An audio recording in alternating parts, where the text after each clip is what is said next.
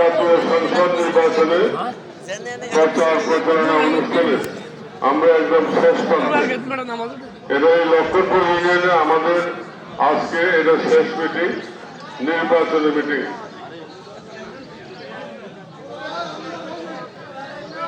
বাইরে কথা বলেন না প্লিজ। হ্যাঁ, আমার দর্শক সমাধান আজকে আমরা এই মাঠে উপস্থিত হয়েছে লক্ষ্মণপুর ফাজিল মাদ্রাসা কেন্দ্র এবং লক্ষ্মণপুর হাই স্কুল কেন্দ্র।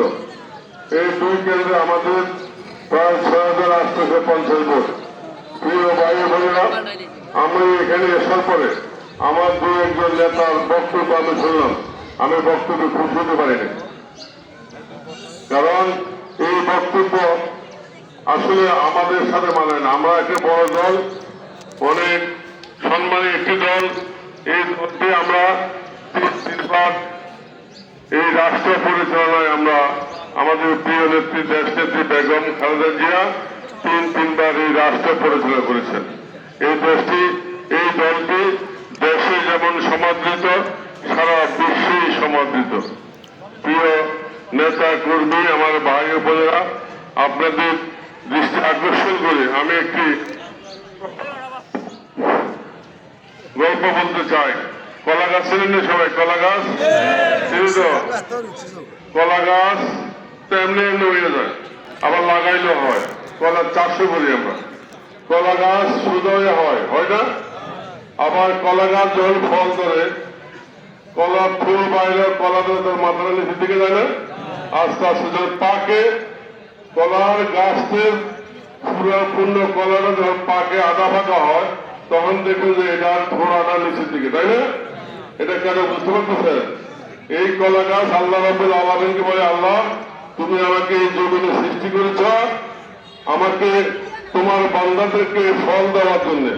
আমি হৃষ্টপুষ্ট ভাবে তোমাকে ফল দিয়েছি তোমার বান্দাদের জন্য। আমার তোমার কাছে চাওয়া পাওয়ার আর কিছু নাই। আমায় এই যে কলা গাছ হিসাবে আমি তোমার কাছে চিরকৃতজ্ঞ। এটা বলার অর্থটা হলো, প্রিয় ভাইরা, নির্বাচন আর 3-4 দিন সামনে। আপনারা যেভাবে উত্তেজিত হয়ে কথাবার্তা বলেন, আপনার বিজয়, নিশ্চিত বিজয় আপনি অন্যের ঘরে ফেলে দিচ্ছেন। আপনি কলা গাছের মতো মাথা নিচু করেন, ধৈর্য ধারণ করেন, সহ্য করেন, আল্লাহ রাব্বুল আলামিনের নিকট সন্তুষ্টি আদায় করেন যে আজকে আমাদের ভোটাধিকার প্রয়োগ করার জন্য দেশনেত্রী বেগম খালেদা জিয়া ওনার জীবন দিয়ে চলে গেছেন। 7 বছর জেল পেয়েছেন। আমাদের চেয়ারম্যান 18 বছর বিদেশ থেকে আমাদেরকে এই দলটি পরিচালনা করে 2024 জুলাই আগস্টে আমাদের এই ভোটাধিকার উনি ফেরত দিয়েছেন।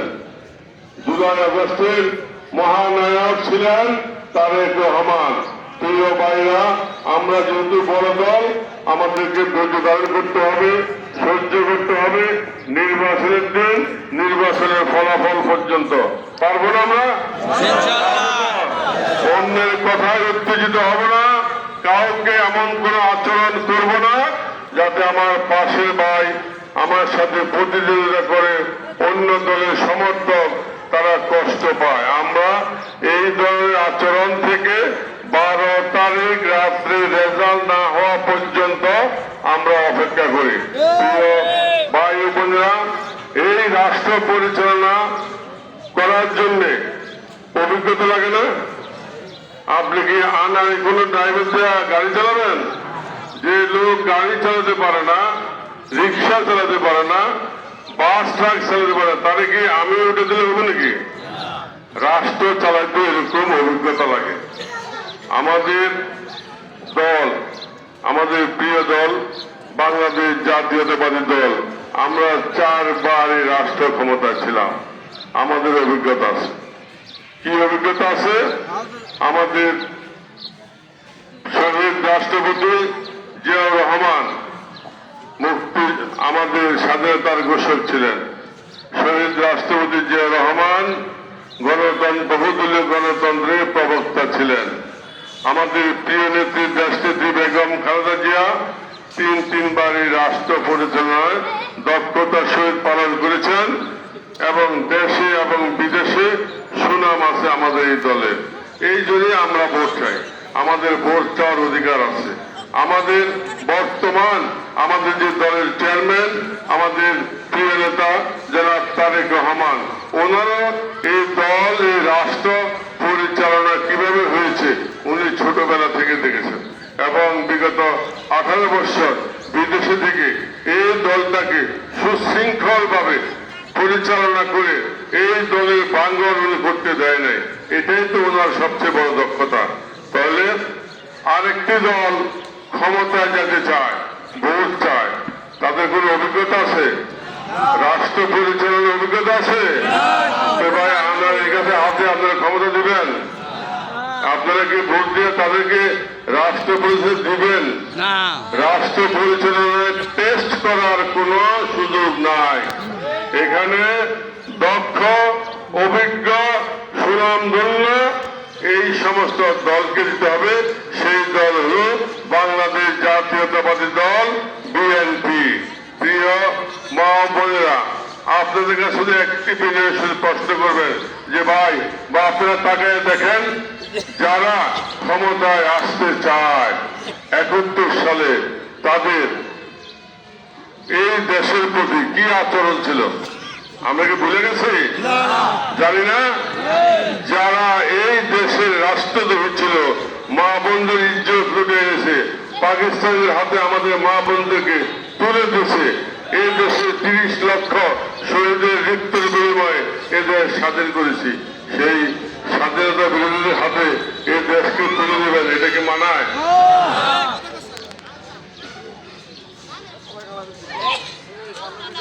আমরা রাষ্ট্র ক্ষমতা আসলে সর্বপ্রথম কি কাজটা করবো ভাই? আমি তো এই মনোরঞ্জন দিয়ে আসলে অস্থির।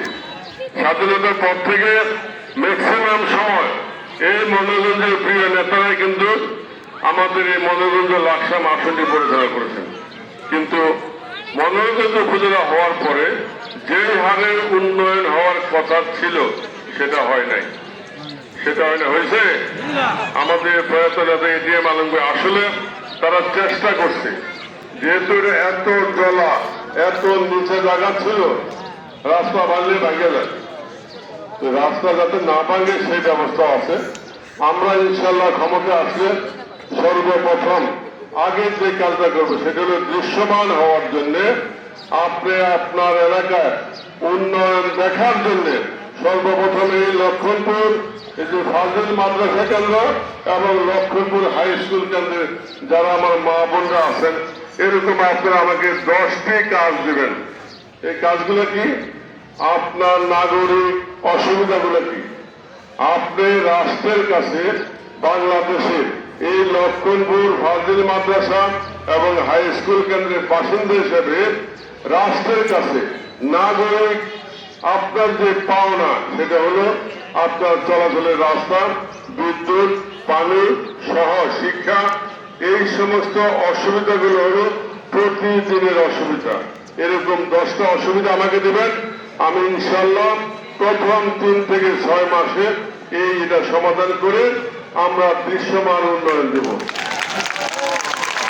আপনি যদি বাড়ি থেকে বের হয়ে আপনি রাস্তাটা পান, এই ভাঙা রাস্তা, তাহলে তো আপনি আশ্বস্ত হলেন যে আপনার দল আপনার জন্য কাজ করতে আছে।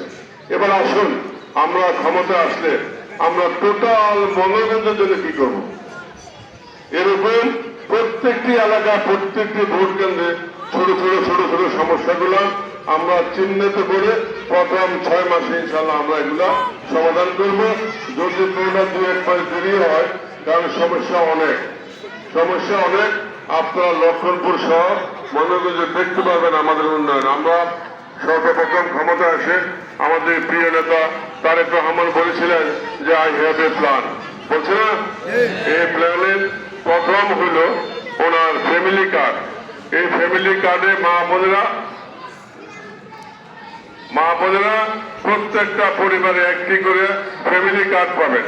এই ফ্যামিলি কার্ড হলো আমার রাষ্ট্র প্রতিটি ফ্যামিলিতে একজন বোন একজন মাকে সর্বপ্রথম হলো রাষ্ট্রীয় মর্যাদা দেওয়া। কারো কাছে কার্ড নেই?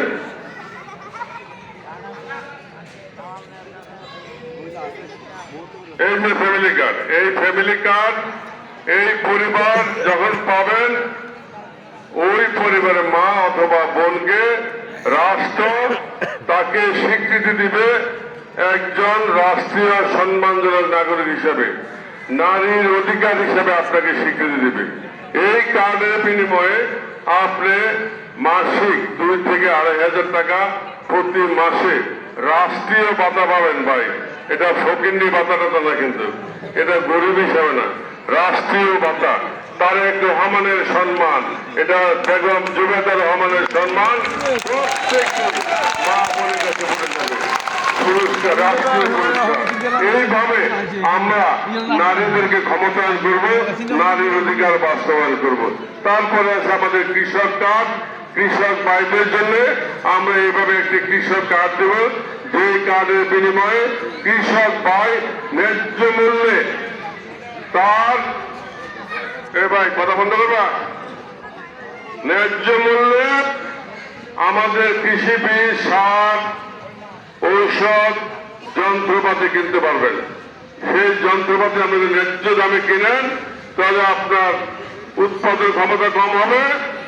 এর পাশে আমরা আরেকটা জিনিস যোগ করতেছি, এই যে আমাদের ডাকাতের নদী, লক্ষণপুরের খাল আছে না, খাল বিল যতগুলা বিলীন হয়ে গেছে, এগুলো আমরা পুনরুদ্ধার করে খাল নদীর পানি সংরক্ষণ করব সুইচ গেটের মাধ্যমে, যাতে আপনি ওই খাল নদী বিলের পানি দিয়ে চাষাবাদ করতে পারেন।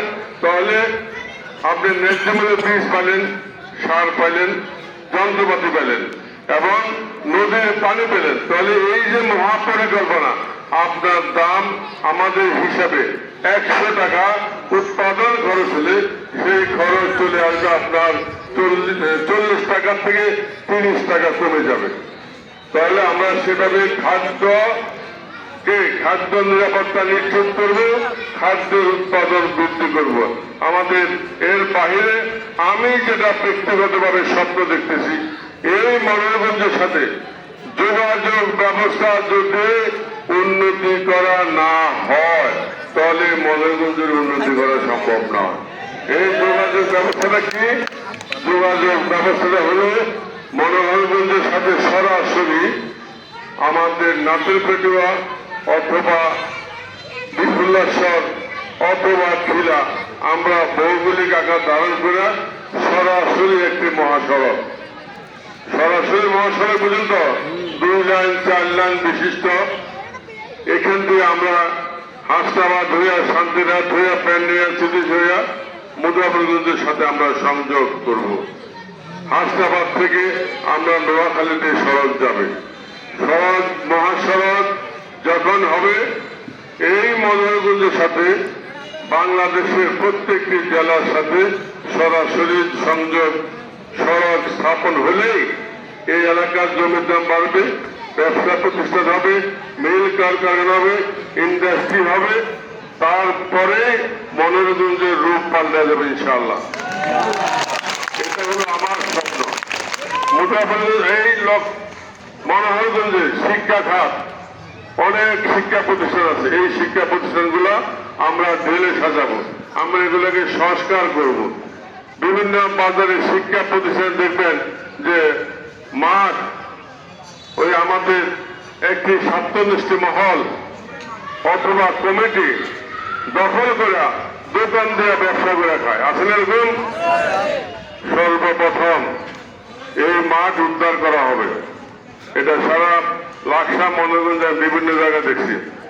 আমরা স্কুল, কলেজ, মাদ্রাসার মাঠ হলো ছেলে মেয়েদের খেলাধুলার জন্য, ব্যবসার জন্য না। কি ভাই, ব্যবসার জন্য? আমরা এগুলো উদ্ধার করে খেলার মাঠ তৈরি করব এবং আমরা বাউন্ডারি দিয়ে যাতে ছেলে মেয়েরা নিরাপদে খেলাধুলা করতে পারে এবং এই মাদ্রাসার শিক্ষার পরিবেশ ফিরে নিয়ে আসবো। শিক্ষার পরিবেশ তো লাগে, এই যে মাঠে ধুলাবালি, তাহলে বাতাস আগে ক্লাসরুমে ঢুকে না, তাহলে এখানে অল্প পাশে ঘাস লাগা দিলে খেলতেও পারলো, বসতেও পারলো, পরিবেশটা ভালো থাকলো। এগুলো হলো আমাদের শিক্ষা ক্ষেত্রে। আর নতুন করে আমরা অনেকগুলো শিক্ষা প্রতিষ্ঠান করব, যেমন মনোরগঞ্জে গার্লস হাই স্কুল নাই, আমরা গার্লস হাই স্কুল করবো। মনোরগঞ্জে আমরা টেকনিক্যাল ইনস্টিটিউশন করব, পলিটেকনিক করব, আমাদের ইঞ্জিনিয়ারিং কলেজ থেকে স্কুল ছোট ছোট ক্ষুদ্র ক্ষুদ্র প্রতিষ্ঠান করব। এই কারণে আমাদের যে সমস্ত ছেলেরা বাইরা বিদেশ যায়, তারা এখান থেকে উচ্চতর প্রশিক্ষণ নিয়ে, প্রশিক্ষক হয়ে, অভিজ্ঞতা নিয়ে, অভিজ্ঞতার আলোকে সে বিদেশ যাবে। কোন লেবার আমরা পাঠাবো না, আমরা কারিগর বানাইয়া পাঠাবো এই মনোরঞ্জন লাকসাম থেকে। তাহলে আমাদের সন্তানেরা বিদেশে গিয়ে তারা সুস্থ থাকবে, ভালো থাকবে এবং বেশি টাকা দেশে এবং বিদেশে আয় করবে। প্রিয় মা বোনেরা, এর বাইরে আমাদের অনেক পরিকল্পনা আছে। আসুন আগামী 12 তারিখ আমাদেরকে আপনারা কেন্দ্রে যারা পুরুষ লোকের আছেন, ফজরের নামাজটা কেন্দ্রে পড়বেন। শত্রুদের তাদের এই যে মিথ্যা প্রচারণা, তাদের কুৎসলতানো ক্ষমতায় চলে গেছে, এই সমস্ত এক একবার এক এক ধরনের যে ধরনের প্রভাকাণ্ডা চালায়, এই প্রভাকাণ্ডায় বিভ্রান্ত হবেন না। কি বুঝতে পারছেন? প্রভাকাণ্ডায় বিভ্রান্ত হবেন না। হিন্দু, মুসলমান, বৌদ্ধ, খ্রিস্টান সবাই মিলে একসাথে কেন্দ্রে যাবেন, মা বোনরা ভরে চলে যাবেন। আর আমার ভাইরা ফজরের নামাজটা কেন্দ্রে পড়বেন, পুরো কেন্দ্রটা পাহারা দিবেন। এই কারণে তারা নয়, তারা চাচ্ছে ভোটটা স্লো করে দিতে। তারা যদি 100 জন লাইন দিতে পারে, এক যদি আধা ঘন্টা করে সময় কাটায়, লাইন যদি সামনে না যায়, তাহলে আপনি ভোট দেবেন কেমনে? বিভিন্ন ধরনের প্রভাকাণ্ডা ঘটানোর জন্য তারা চেষ্টা করতেছে, আমাদের বিভিন্ন কৌশল অবলম্বন করতেছে। তারপরে আমাদের হিন্দু ভাই বোন, আগে একটা শ্রেণী বলতো হিন্দুরা হলো সংখ্যালঘু, সংখ্যাগুরু।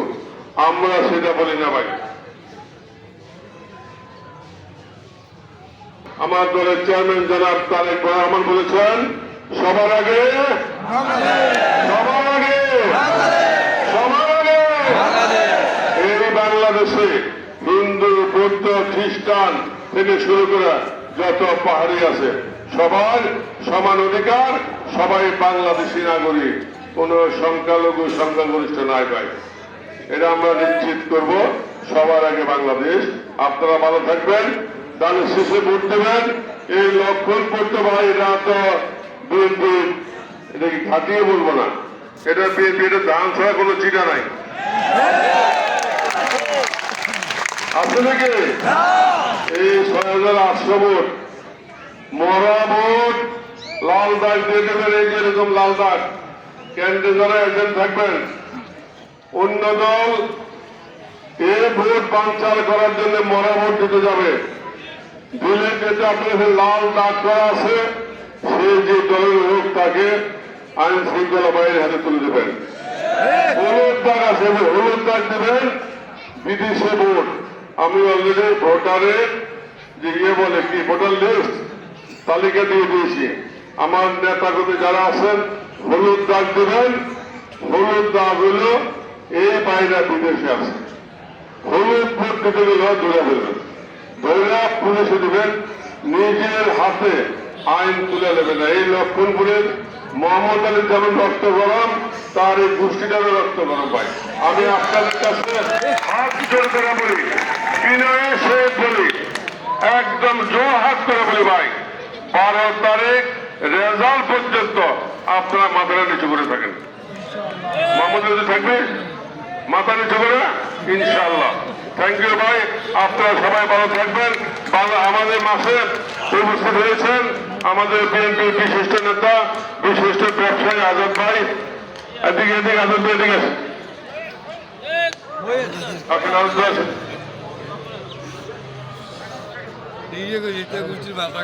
আমাদের শুক্রবার জুমার নামাজ আজান দিয়েছে, আমাদের আর একটা মিটিং আছে। আজাদ ভাইয়ের জন্য জোরে একটা তালি। আমাদের মিটিং আমি এখানে সমাপ্তি ঘোষণা করলাম। জি, আসসালামু আলাইকুম। আমি ঢাকা থেকে আসছি শুধু দাবির শীষের জন্য আমাদের আমরা 12 তারিখ এই দাবির শীষকে আমরা কালাম সাহেবকে এমপি বানাইতে হবে ইনশাল্লাহ ইনশাল্লাহ ইনশাল্লাহ। ওকে।